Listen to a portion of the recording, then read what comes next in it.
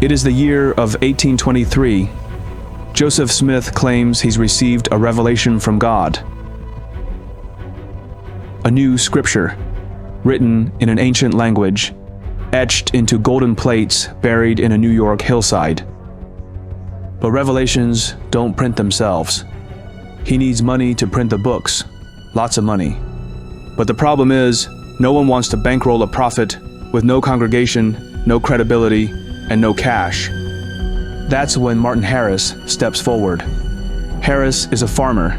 He's seen Joseph at work. He's heard the words, and he's all in. Against his wife's protests, against his community's ridicule, Harris mortgages his farm, 240 acres of hard-earned land, to secure the $3,000, a fortune in 1830. Even though Martin eventually lost the land, becomes destitute, the books are finally printed. The message spreads, and from that sacrifice, a movement is born.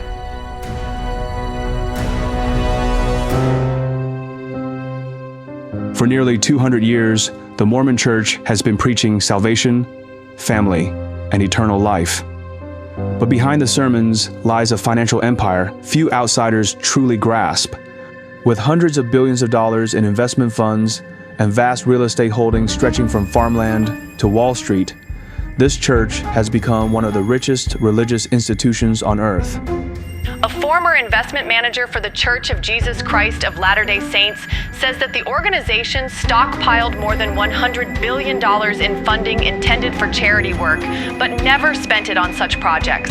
To take money out of your hard-earned paycheck so the church can buy more Amazon stock, I think that's a really, really tough equation for people to make.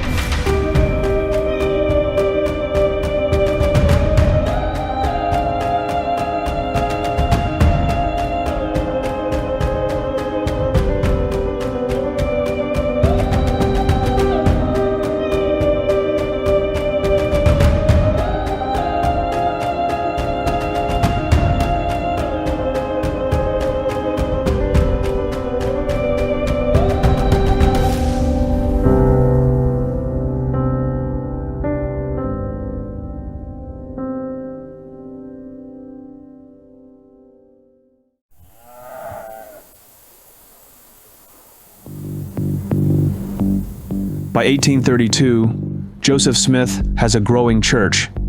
Converts are coming in. But revelation alone doesn't pay the bills. He needs structure.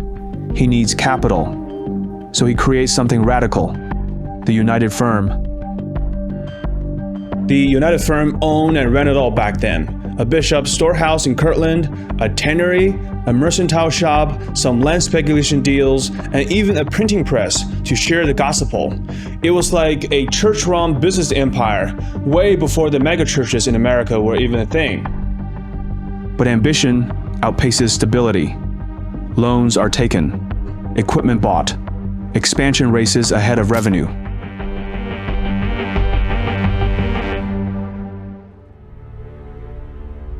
But Smith doesn't stop. He sees a bigger future. 7 years later, in 1841, he restructures everything under a new model. At a church conference, he's appointed trustee in trust, one man legally holding all church property. The message is clear. This church won't just be spiritual. It will be built on land, industry, and power. Little does he know, he won't be the trustee in trust for long.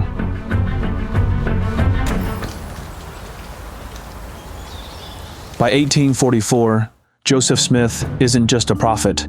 He's a mayor, a military commander, and in the eyes of his enemies, he's a king.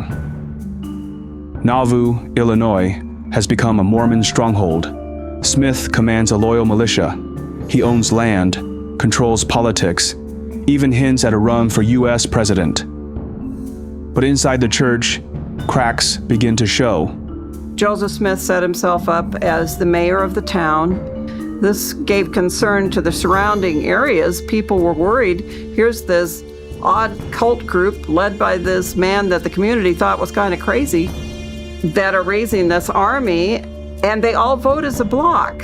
So they could go to politicians and make deals on, I can deliver so many thousands of votes, what are you going to do for me? There were many things that gave people concern about the Mormons. Former insiders accuse him of corruption, of secret polygamy, of using revelation as a weapon. They publish a paper, the Nauvoo Expositor, to expose it all. Smith responds with fire. He declares the paper a threat to public safety, orders the printing press destroyed.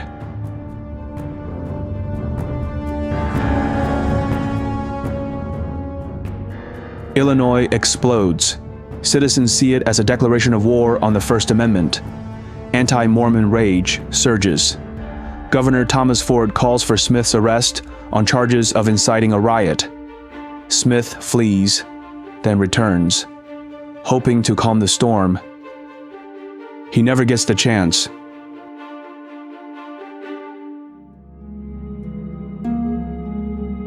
Reading the last 3 months of Joseph's journal, one cannot escape the sense of events spiraling out of control. There were so many dissenters who were arrayed against him that it almost began to seem inevitable that something tragic was going to happen. On June 27, 1844, the mob comes just after 5 p.m., faces blackened, guns loaded. They storm the stairwell, shouting vengeance.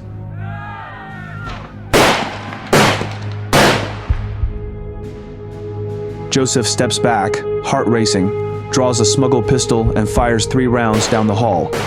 2 men stagger, another falls. But there are too many. As bullets rip through the door, Joseph rushes the window. A shot tears into his back. Another hits his chest. He stumbles forward, falls from the 2nd floor, and crashes onto the earth below, lifeless.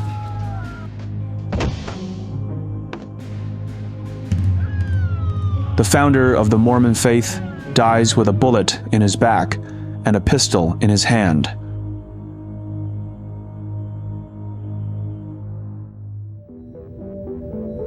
After Joseph Smith is gunned down, chaos follows. The movement fractures, with rival leaders battling for control and thousands of stunned followers looking for direction. The church is still young, barely 14 years old. It's centralized in Nauvoo, but vulnerable, surrounded by enemies and bleeding members by the week. After Joseph Smith's death, many believed the Mormon movement would collapse with him. He hadn't named a clear successor. Outsiders thought it was over. Even insiders weren't sure who, if anyone, could fill the void left by their prophet's brutal assassination. But one man rises up to step into that power vacuum. Brigham Young is one of the 12 apostles, a former carpenter and self-made preacher, and now he's poised to seize control. Brigham Young was born in 1801 in Vermont, into a large, struggling family. He was a craftsman by trade, a painter, carpenter, and glazier, who spent his early life working with his hands, surviving on grit and resourcefulness. When he encountered the Book of Mormon in 1832, it ignited something deep. He converted, and within just 3 years, rose to become one of the original 12 apostles of the church. Brigham Young wasn't just another believer. He was a total operator. While others were caught up chasing revelations, he was the one handling the books, managing logistics, and building the church's foundation. And quietly, he became the go-to guy, the man who made things happen. After Joseph Smith's death, the church is barely holding together. Leadership is fractured, followers are scattered, and the finances, crippled by debt and property loss, are hanging by a thread. The threat is no longer abstract. In Nauvoo, tensions with surrounding communities have reached a breaking point. Mobs grow bolder, violence escalates, and the U.S. government turns a blind eye. Armed mobs circled the city. The courts offered no protection. Politically isolated and hated by their neighbors, it felt like just a matter of time before everything burned to the ground. The saints aren't just unwelcome, they're unsafe. Young realizes survival won't come through compromise or courts. It will come through retreat and reinvention. He proposes something bold, a mass exodus into the frontier. Not just a few families, but the entire church. The plan is unprecedented. Tens of thousands of men, women, and children begin packing up their lives, abandoning homes they built with their hands, and preparing for an uncharted journey westward across 1,000 miles of wilderness, mountains, and desert. In July 1847, after months of suffering, Young reaches the Salt Lake Valley. When they rode into Salt Lake Valley, it was pretty much nothing. Just dry, cracked dirt and a whole lot of desert. But for them, it was freedom. No mobs, no arrests, no chaos, just wide open space. And it wasn't exactly paradise, but for them, after all they've been through, it feels like a miracle. From that moment on, Utah is no longer the middle of nowhere. It is the beginning of a Mormon empire. But it is an empty empire, desperately in need of money. At the time, Utah is miles of dust, rock, and silence, with no infrastructure, no crops, and no cash to support the thousands now calling it home. And to build it, they need money. A lot of it. Brigham Young knows the desert can't be conquered with prayer alone. And soon, Brigham Young sees an unprecedented opportunity glittering just beyond the horizon. The California Gold Rush.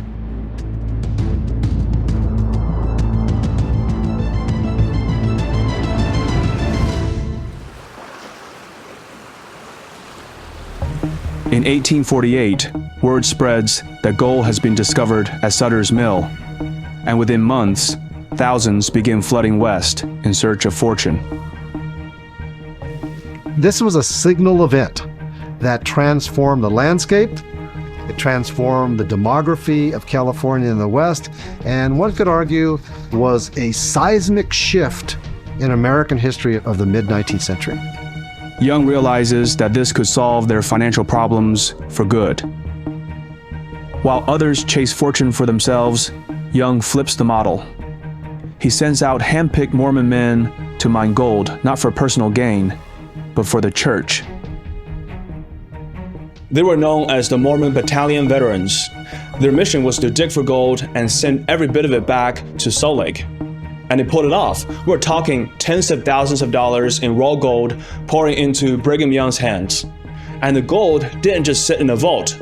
It funded missions, dug canals, and kept the whole settlement going.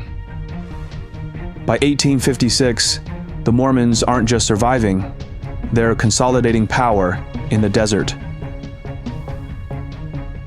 The Saints are becoming self-sufficient, territorial, and dangerously unified. And this unity, this rising prosperity, draws attention, not just from neighbors, but from Washington. The US government starts to take notice. What happens next will shock the entire nation.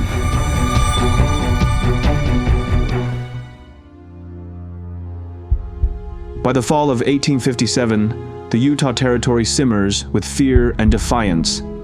The federal government has dispatched a full U.S. Army towards Salt Lake City, convinced that Brigham Young is leading a theocratic rebellion. In response, Young declares martial law, cuts off key routes into the territory, and orders that no outsider be allowed through Mormon-controlled land without permission.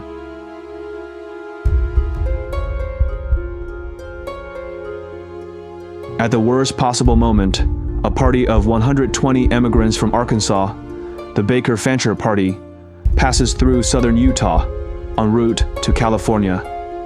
They are tired, unaware, and arrive in the wrong place at the wrong time. Rumors spread fast. Locals accuse them of blasphemy, past violence against Mormons, even poisoning wells. Whether any of it is true no longer matters. The group is soon surrounded by Mormon militia and their Paiute allies. A 5-day standoff begins. Then a white flag is raised. A promise is made. Surrender your weapons, and you'll be escorted to safety.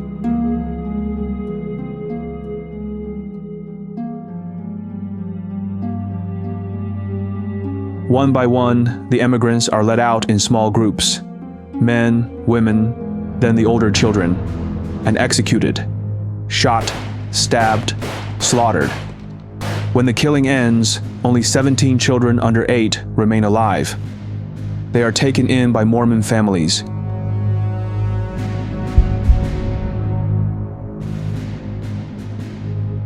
Brigham Young later denies ordering the massacre, but it's his men, his stake presidents, his captains, who carry it out. The Mountain Meadows massacre haunted the church for generations. Even faithful members struggled with it. It wasn't just a tragedy, it was a stain, one they'd spend decades trying to explain, justify, or forget. The massacre cements public suspicion that the Mormon Church, behind its theology, is capable of ruthless violence.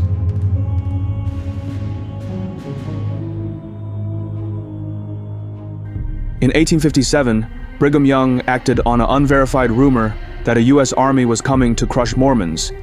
By the time the news reached him, it was already stale, but it still led to bloodshed. And the tragic part? It's not so different today.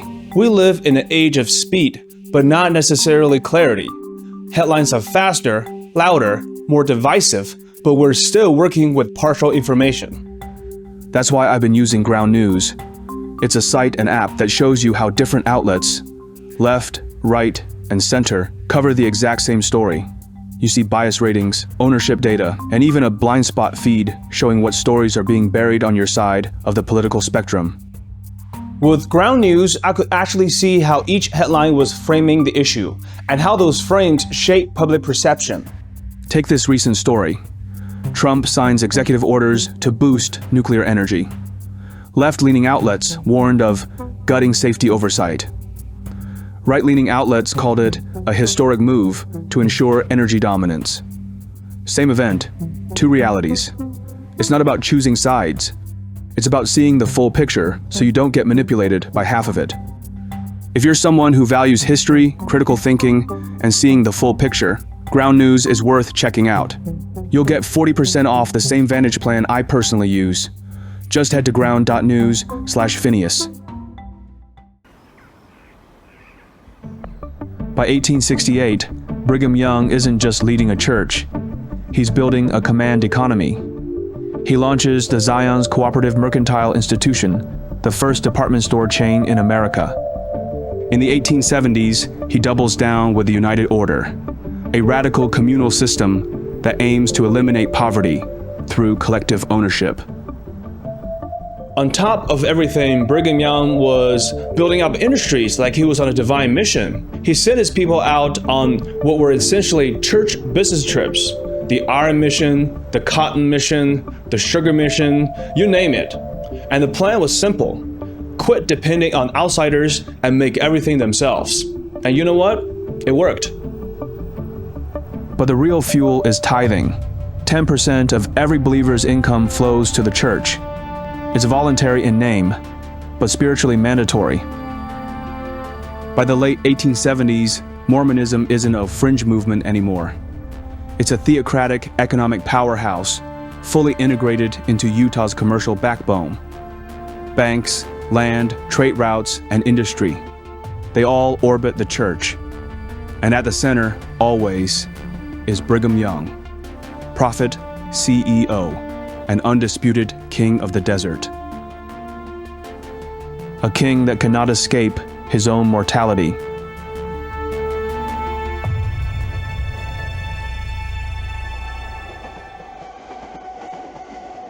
By 1877, Brigham Young is 76 years old.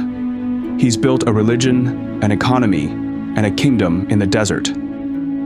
But age is catching up. His health deteriorates through the summer, and on August 29th, he dies in Salt Lake City, surrounded by family and church leaders. His death is seismic. For decades, Young was the church's prophet, governor, business leader, and military strategist.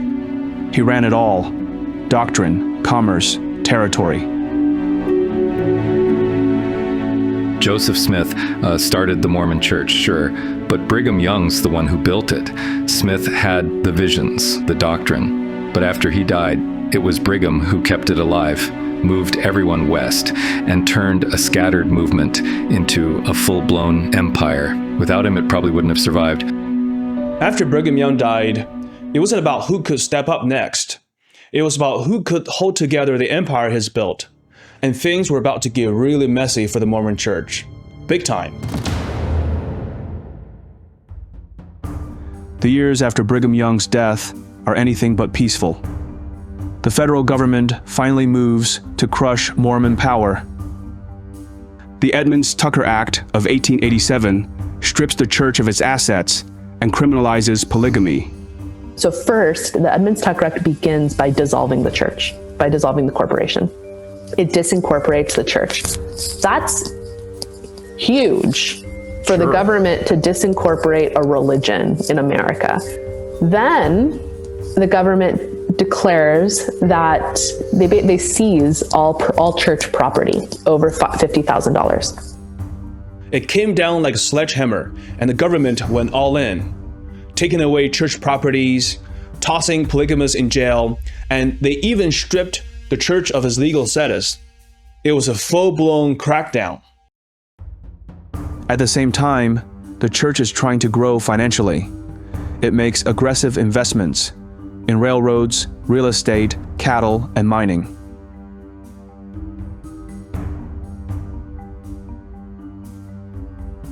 But in 1893, the entire U.S. economy implodes. The Panic of 1893.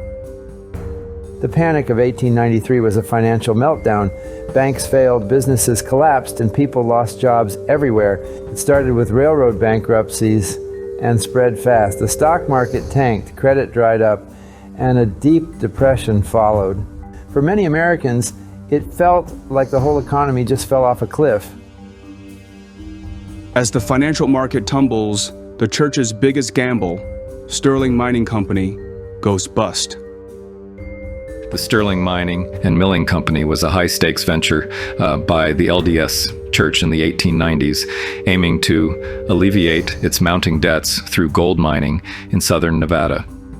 By 1899, the church had lost over $300,000 on the project. Gold mining, a lot of the times, was just gambling. Out of options, the Mormon Church turns to its people. A church-wide tithing campaign begins. This time, it isn't just spiritual tradition, it's an economic survival plan. Local bishops are instructed to re-emphasize the principle of paying 10% on all income. But with money scarce, members donate whatever they can: livestock, grain, labor, goods. The church begins accepting in-kind tithing, warehousing food and supplies to support operations. The campaign becomes a test of faith and loyalty. Leaders push the message hard. Pay your tithe, save the church.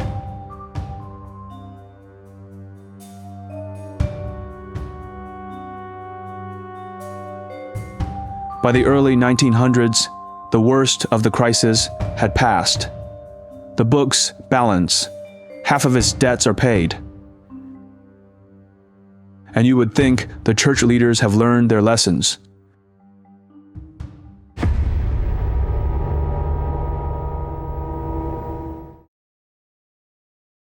By 1918, Heber J. Grant takes the helm of the Mormon Church.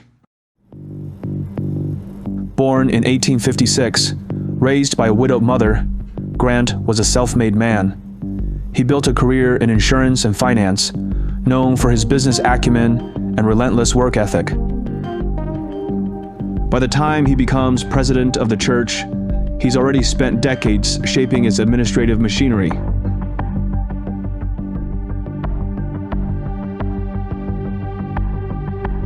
The Roaring Twenties were a time period when the old rules don't apply anymore.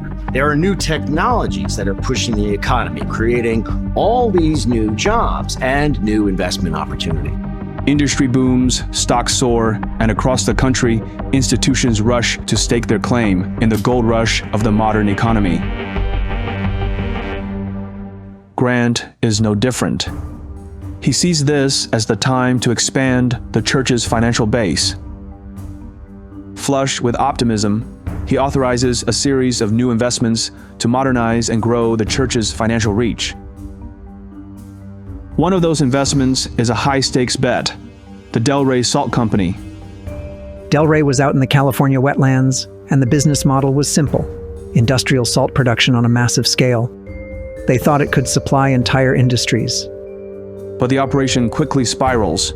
Production costs skyrocket, distribution fails, management falters, and the demand for salt tanks.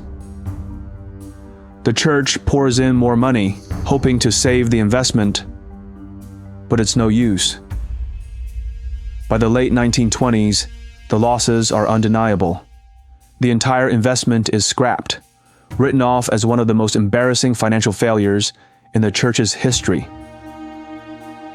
It was the Roaring '20s, and people thought the good times would never end, and the church wasn't above it all. They got caught up in the same hype like everybody else.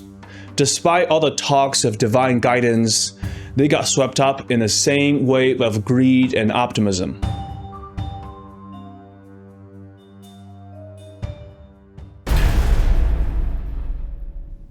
In October 1929, the American economy goes off a cliff. 16.5 million shares of stock sold in a single day. Sold hopelessly, desperately, at any price. It's the forerunner of depression and crisis. Fortunes vanish overnight. The era of fast, easy money ends in a heartbeat. And what follows is a reckoning. The Mormon Church isn't spared. They've just come off a decade of risky bets, speculative real estate, overconfidence built during the Roaring '20s. Reserves are thin. Tithing dries up as members lose jobs, farms, and entire livelihoods. By 1933, church revenue drops by more than a third. Most members now rely on government aid just to survive. President 𝘾𝙧𝙧𝙧𝙧𝙧𝙧𝙧 sees what's coming, and he knows the church can't simply wait this out. In 1936, the church launches the welfare program, a bold, self-reliant alternative to government handouts. The idea is simple: take care of your own. It was like Mormon socialism, a self-contained communal system where everybody pitched in, everyone was cared for. You worked the farms, kept the goods, stocked the shelves, and when you needed help, the system gave back. The Great Depression nearly breaks the church's finances, but instead of crumbling, they adapt. And in the ashes of the crash, they build something no market can destroy: a welfare system that runs on discipline, unity, and work. And more importantly, the church decides that going forward, the church will never take on debt. The church made a hard rule: no more debt, not a guideline, not a suggestion, a law. From that point on, if the church was going to build something, a temple, a meeting house, a welfare facility, it had to be paid for in full before they broke ground. By 1947, just a century after the exodus to Utah, the Mormon Church crosses a massive milestone: 1 million members worldwide. In the 1950s, missionaries fan out across Latin America, Europe, Asia. Chapels rise from Mexico to the Philippines. The church becomes more than American. It's a global institution. And with growth comes money. Lots of it. By the 1960s, the church is no longer just financially stable. It's rich. Its financial strategy shifts from survival to investment. Funds are poured into blue-chip stocks, real estate, and industrial assets. The church takes positions in giants like Sears and Westinghouse. Overseeing this new financial era is Nathan Eldon Tanner, a former Canadian politician turned church statesman. Tanner wasn't your typical church leader. He was a financial operator, plain and simple. He came in, modernized the whole system, set up corporate structures, and began to run the church like a Fortune 500 company. Behind the polished image, behind the balance sheets and growth charts, something darker is brewing. A crisis the church never saw coming. And as the church braces for growth in 1985, something explosive is about to happen.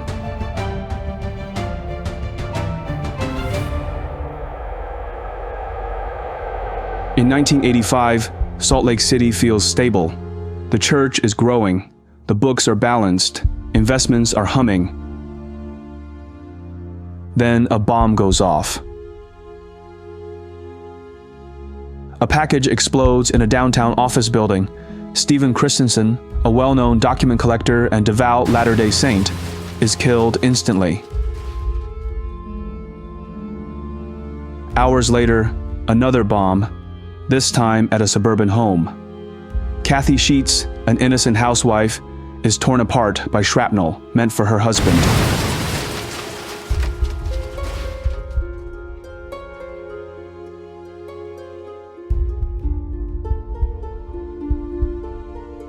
And both victims are tied to the same man, Mark Hofmann. Hofmann was church's go-to rare document dealer.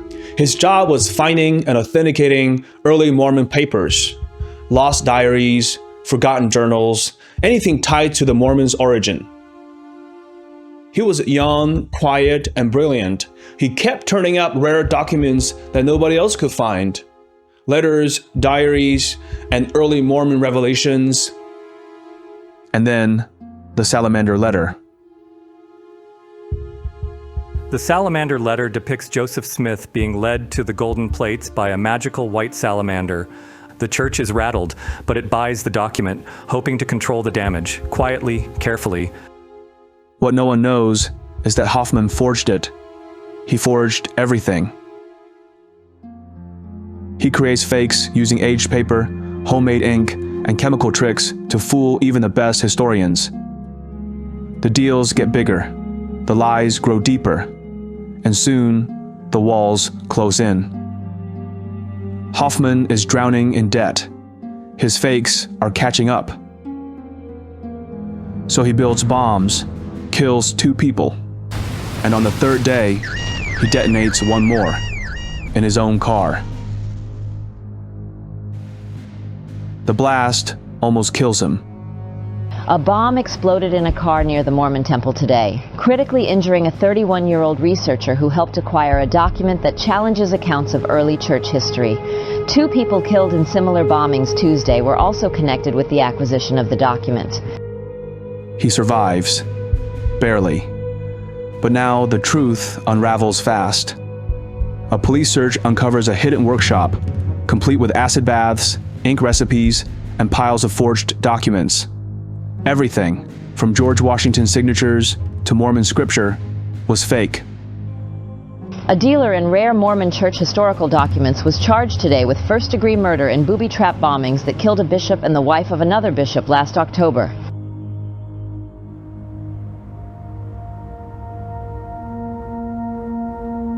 The 1985 bombings leave the Mormon church shaken to its core. The church had been duped by one of its own. Its judgment, its records, its story, all questioned.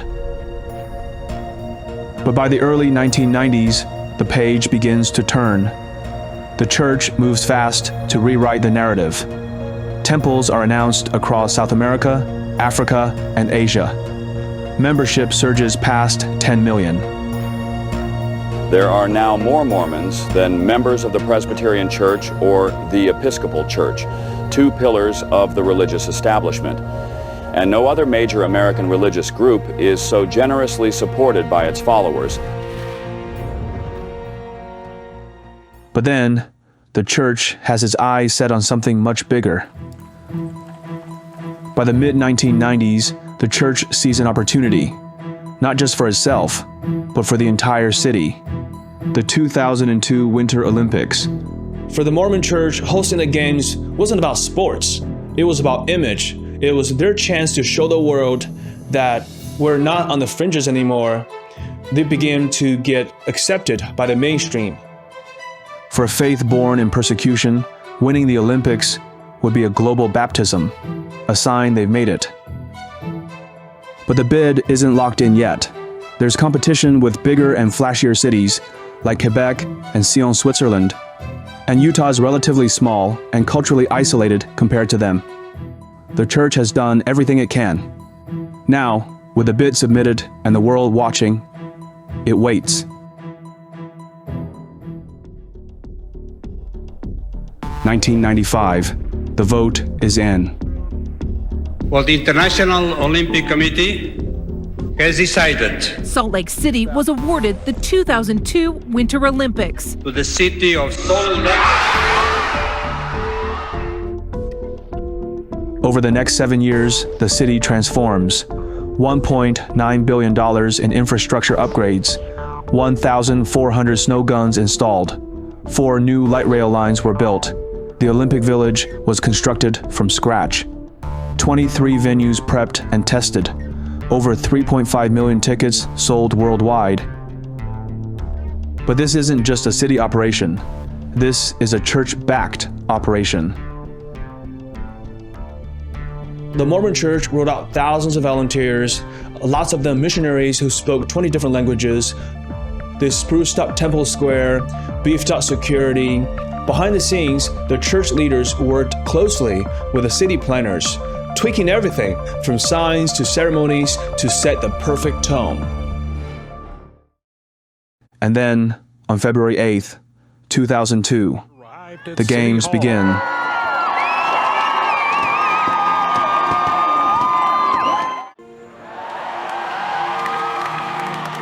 $2,400 athletes from 77 countries arrive.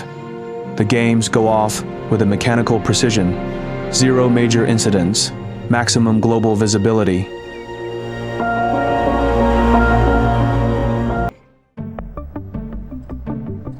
After the spotlight of the 2002 Winter Olympics, the church rides a wave of global attention, and it doesn't fade.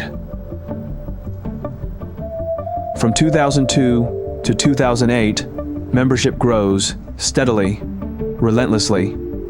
11 million becomes nearly 14, signaling a religion not just surviving, but expanding with precision. The church may have experienced years of steady growth, but behind the numbers, a crisis is quietly brewing.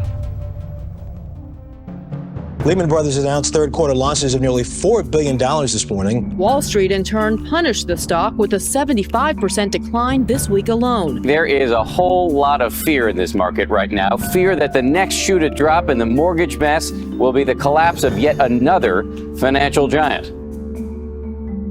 In 2008, the world is thrown into chaos. Markets crash, banks fail, and the global economy teeters on the edge. For the Mormon Church, which has long embraced capitalism and reaped the rewards of steady investment, it is not immune to the shock. Beneficial Life Insurance, a church-owned for-profit insurance company, starts to bleed. Beneficial Life was founded back in 1905. It's fully owned by the church. And for decades, it was known as this model of discipline, conservative and stable, and it served church members mostly, and it rarely took big risks. But when the 2008 crash hit, even they got caught in the fallout. Portfolios tanked, and cash dried up. Letting the company collapse would shatter the myth of Mormon financial invincibility. That can't happen. Not now, not ever. Even if it means pouring hundreds of millions into a sinking ship just to keep the facade intact. So the church bailed it out. Roughly $600 million was used to save this company. We only knew about this years later, but at the time there was no press release, no announcement. This incident really showed how deep-pocketed the church really is.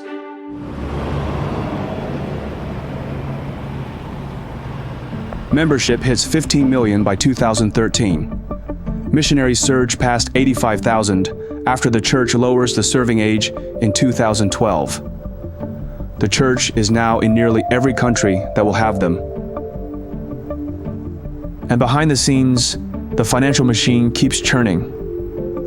By the early 2010s, the church plans something extraordinary: a luxury shopping complex in the heart of Salt Lake City, the City Creek Center.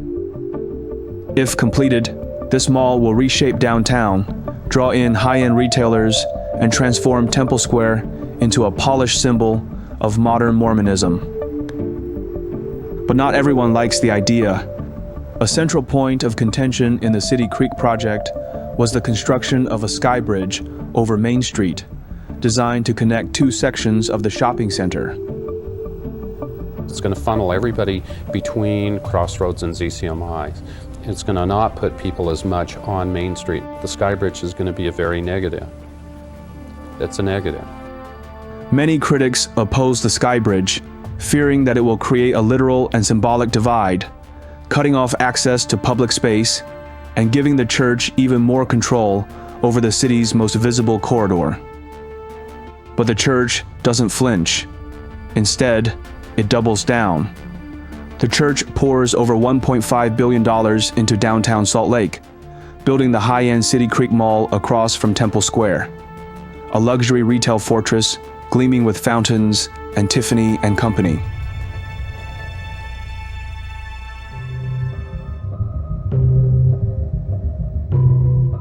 The critics could hardly wrap their heads around this. The size, the speed, the massive amount of money poured in, it was mind-blowing. The Mormon Church doesn't stop with the City Creek project. In 2013, they dropped $500 million on nearly 400,000 acres in Florida. An agricultural company owned by the LDS Church agreed Thursday to purchase 382,834 acres of timberland in the Florida Panhandle. The St. Joe Company announced Thursday it will sell the land to AgriService Incorporated, a tax-paying company owned by the Church of Jesus Christ of Latter-day Saints, for $565 million. That is nearly 2% of the state. Almost overnight, the church is Florida's biggest private landowner. The numbers are climbing, the reserves are growing, and no one outside the inner circle really knows how much money the church has, or what it's doing with it. Not yet, but soon, someone's going to talk.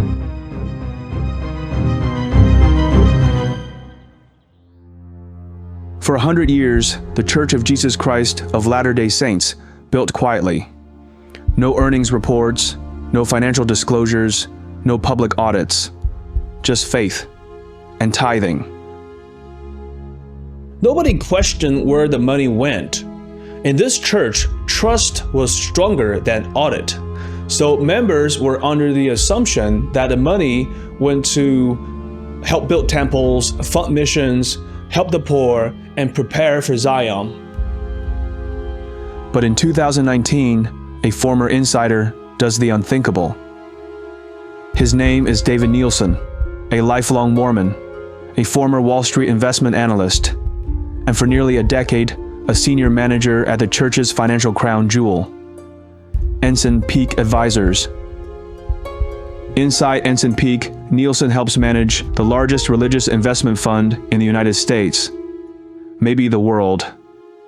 The number is unthinkable, over $100 billion. That's bigger than Harvard's endowment and the GDP of many countries. And hardly anyone outside a small group of church leaders even knew it was there.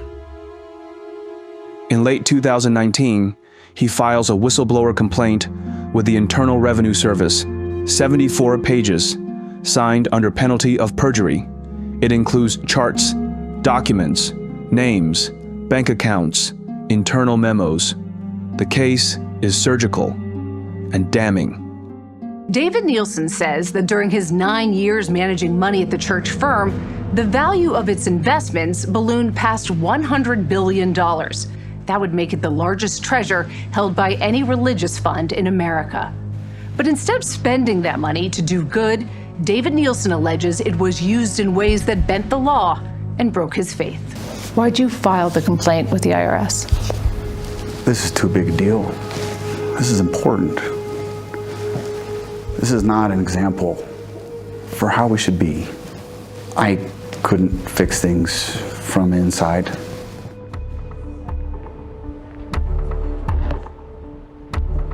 The Ensign Peak Advisors was formed in 1997 as a supporting organization. It was not a department, not a ministry, but a legal tax-exempt financial powerhouse. Its sole purpose was to manage the church's long-term reserve funds. The creation of Ensign Peak was never publicly announced. It operated out of an ordinary building in Salt Lake City with little to identify it.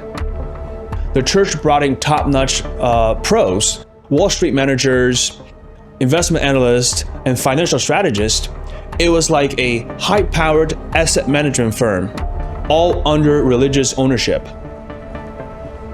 By 2019, they have amassed over $100 billion in assets, more than most sovereign wealth funds.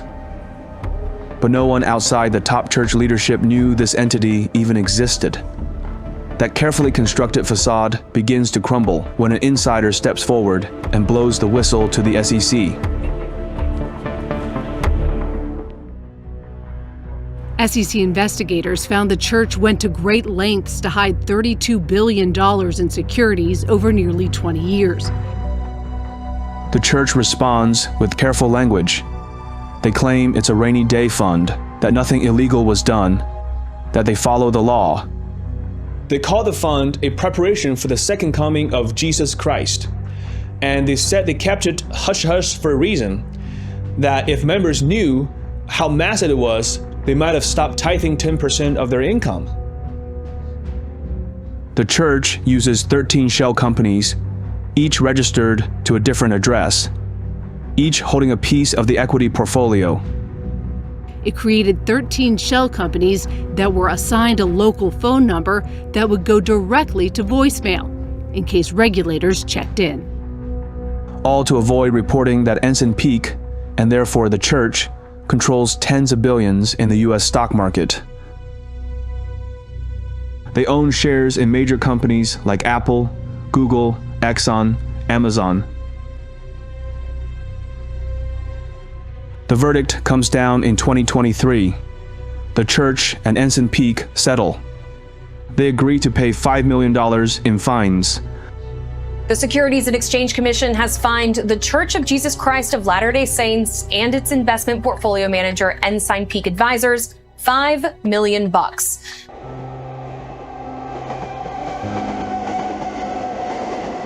After the whistleblower scandal and the SEC's $5 million fine, the LDS Church responds as it always has, tightening its grip, controlling the narrative, and moving on. By 2024, the church isn't just intact, it's thriving.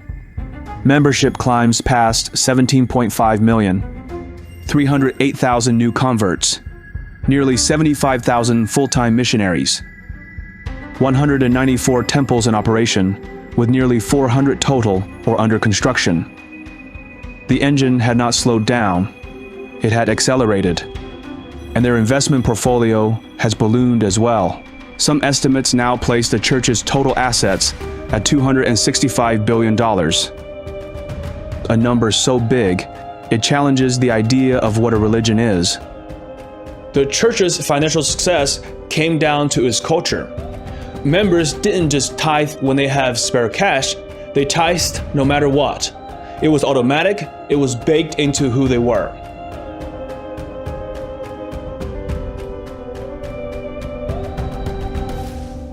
The Mormon wealth story really is one of a kind. Over the past decades, they made more money from investing and managing their assets than from donations from their church members. And that brings me to something very personal. I recently co-founded a firm called Fortress Capital Markets. Right now, we're funding real traders. If you have the skill and can prove it, we will put serious capital behind you, 6 figures and beyond. No gimmicks, no get-rich-quick nonsense, just capital, strategy, and skill. So many prop trading firms today are smoke and mirrors. cheap dashboards, vague promises, payouts that never come. We're not that. Fortress exists for the small percentage of people who can actually trade and want to turn that into a career. If that sounds like you, hit the link in the description and take the challenge. If you want to learn more, our latest podcast is linked there too. Let's build something serious.